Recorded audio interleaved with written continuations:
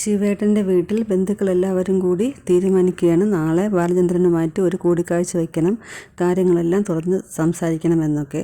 അങ്ങനെ ശിവേട്ടൻ ബാലചന്ദ്രനെ ഫോണിൽ വിളിച്ചിട്ട് പറയുകയാണ്, നാളെ നമുക്കൊന്നും കൂടി കാണണം, ഒരു മീറ്റിംഗ് ഉണ്ടെന്ന്. അപ്പോൾ ബാലചന്ദ്രൻ പറയുന്നത്, ഇന്ന് നടന്നത് എന്താ മീറ്റിംഗ് അല്ലേ, നിങ്ങൾക്ക് എന്താ വല്ല അസുഖമുണ്ടോ എന്നൊക്കെ ചോദിക്കുന്നുണ്ട്. അപ്പോൾ പറയുന്നത്, എന്തായാലും നീ ഒന്ന് സഹകരിക്ക്, ഒരു തവണ കൂടി നമുക്കൊന്ന് കാണണമെന്ന് പറഞ്ഞു. അവസാനം ബാലചന്ദ്രൻ സമ്മതിച്ചു. ബാലചന്ദ്രൻ്റെ ചേച്ചിയുടെ വീട്ടിൽ വെച്ച് കാണാമെന്ന് അവർ പറഞ്ഞു. ശിവേട്ടൻ എന്നിട്ട് അമ്മയുടെ അടുത്ത് പോയി സംസാരിക്കുകയാണ്. അമ്മ കുറച്ച് പിടക്കത്തിലാണ്. അപ്പോൾ ശിവേട്ടൻ ചോദിക്കുന്നു, അമ്മയ്ക്കിവിടെ എന്തിൻ്റെ കുറവാണ് ഉള്ളത് എന്നൊക്കെ ചോദിക്കുന്നു. അപ്പോൾ അമ്മ പറയുന്നു, എനിക്കൊരു കുറവില്ലെന്ന് ദേഷ്യത്തിൽ പറയുന്നുണ്ട്. എന്നിട്ട് നാളെ ബാലചന്ദ്രൻ്റെ കാര്യം സംസാരിക്കാൻ പോവുകയാണെന്ന് പറഞ്ഞു. എന്നിട്ട് ശിവേട്ടൻ ചോദിക്കുകയാണ്, അലീനയും ബാലചന്ദ്രനും തമ്മിൽ എന്തോ ബന്ധമുണ്ടെന്നാണ് എനിക്ക് തോന്നുന്നത്.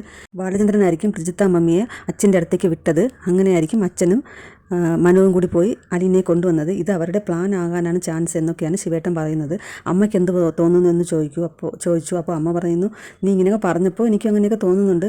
എന്തായാലും നാളെ ഇതിനൊരു അവസാനം ഉണ്ടാക്കണം എന്ന് പറഞ്ഞിട്ട് ശിവേട്ടൻ പോകുന്നു. പിറ്റേ ദിവസം ബാലചന്ദ്രൻ റെഡിയായി മുകളിൽ നിന്ന് ഇറങ്ങി വരികയാണ്.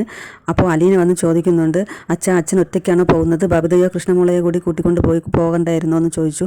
അപ്പോൾ ബാലചന്ദ്രൻ പറഞ്ഞു, ഇത് മുതിർന്നവർ തമ്മിലുള്ള മീറ്റിംഗാണ്, ചിലപ്പോൾ പലതും തുറന്ന് സംസാരിക്കേണ്ടി വരും, കുട്ടികൾ കേൾക്കേണ്ടാത്ത പലതും ചിലപ്പോൾ പറയേണ്ടി വരും, അതുകൊണ്ട് ആരും വേണ്ട, ഞാൻ ഒറ്റയ്ക്ക് പോകുന്നതാണ് നല്ലത് എന്ന് പറഞ്ഞ് ഇറങ്ങുന്നു.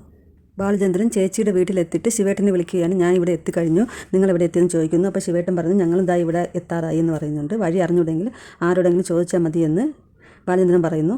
ഓക്കെ എന്ന് പറഞ്ഞിട്ട് അവർ ഫോൺ വെച്ചു. ബാലചന്ദ്രൻ അകത്ത് പോയി ചേച്ചിയെ കണ്ടു. ചേച്ചി ബാലചന്ദ്രൻ കുടിക്കാൻ വെള്ളം കൊടുത്തു. ചേച്ചി പറയുകയാണ്, എന്തൊക്കെയാണ് ബാലചന്ദ്രൻ നിൻ്റെ വീട്ടിൽ നടക്കുന്നത്, നീ കുറച്ചൊക്കെ ഒന്ന് അഡ്ജസ്റ്റ് ചെയ്യണ്ടേ, നമ്മളൊക്കെ പണ്ട് ഒരുപാട് കഷ്ടപ്പെട്ടതല്ലേ, നമ്മുടെ കുടുംബജീവിതമല്ലേ വലുത്, ഒരു ജോലിക്കാരിക്ക് വേണ്ടി നീ എന്തൊക്കെയാണ് ചെയ്യുന്നതെന്നൊക്കെ ചോദിച്ചു. അപ്പോൾ ചേച്ചി എന്തറിഞ്ഞിട്ടാണ് ഈ പറഞ്ഞതെന്ന് ബാലചന്ദ്രൻ ചോദിക്കുന്നുണ്ട്. എല്ലാവരും എത്തിയപ്പോൾ ബാലചന്ദ്രൻ അവരെ സ്വീകരിച്ച് അകത്ത് കൊണ്ടുപോയി ഇരുത്തി. ചേച്ചി അവർക്ക് കുടിക്കാൻ കൊടുത്തു. അങ്ങനെ അവർ സംസാരിച്ചുകൊണ്ടിരിക്കുകയാണ്.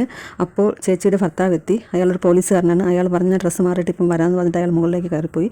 അപ്പോൾ ശിവേട്ടൻ ബാലചന്ദ്രനോട് ചോദിക്കുകയാണ്, എന്താണ് നിങ്ങൾ തമ്മിലുള്ള പ്രശ്നം, നീ ഒരു കോംപ്രമൈസിന് തയ്യാറാണെന്നൊക്കെ ചോദിക്കുന്നു. അപ്പോൾ ബാലചന്ദ്രൻ പറയുന്നു, ആരാണ് കോംപ്രമൈസ് ചെയ്യേണ്ടത്, എന്നിട്ട് പഴയ കാര്യങ്ങളൊക്കെ പറയുന്നു.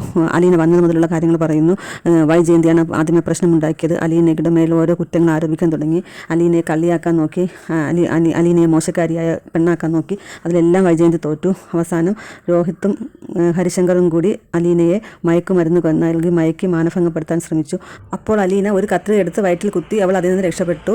പിന്നെ ഞാൻ സ്ട്രോക്ക് വന്ന് കിടന്നപ്പോൾ അലീന ആംബുലൻസ് വിളിച്ച് എന്നെ ആശുപത്രിയിൽ എത്തിച്ച് എൻ്റെ ജീവൻ രക്ഷിച്ചു. വൈജയന്തിക്ക് അത് ഏറ്റവും വലിയ കുറ്റമായി. ഇനി നിങ്ങൾ തന്നെ പറയാം, ആരാണ് കോംപ്രമൈസ് ചെയ്യേണ്ടത്, ഞാനാണോ വൈജയന്തിയാണോ എന്ന് ചോദിച്ചു. അപ്പോൾ ശിവേട്ടൻ പറഞ്ഞു, കഴിഞ്ഞതൊക്കെ പോട്ടെ, നമുക്ക് ഇനിയുള്ള കാര്യം പറയാമെന്ന് പറഞ്ഞു. അപ്പോൾ ബാലചന്ദ്രൻ പറഞ്ഞു, പണ്ട് വൈജയന്തി ആഗ്രയിലായിരുന്ന സമയത്ത് എന്ന് പറഞ്ഞപ്പോഴേ ശിവേട്ടൻ പറഞ്ഞു, അതൊക്കെ ഇനി എന്തിനാണ് പറയുന്നത്, അതൊക്കെ പഴയ കാര്യങ്ങളല്ലേ എന്ന് പറയുന്നു. അല്ല, അത് ഞാൻ പറയട്ടെ. അപ്പോൾ ഗംഗേട്ടൻ അവിടെ ആഗ്രയിലായിരുന്നു ഗംഗേട്ടന് ജോലി. അപ്പോഴാണ് വൈജയന്തി അവിടെ വന്നത്. അങ്ങനെ ഇങ്ങനെ പറഞ്ഞു തുടങ്ങിയപ്പോൾ തന്നെ ശിവേട്ടൻ പറയുന്നു, ഇനി എന്തിനാണ് അതൊക്കെ പറയുന്നത് എന്നൊക്കെ പറഞ്ഞിട്ട് ശിവേട്ടൻ തടസ്സപ്പെടുത്താൻ ശ്രമിക്കുകയാണ്.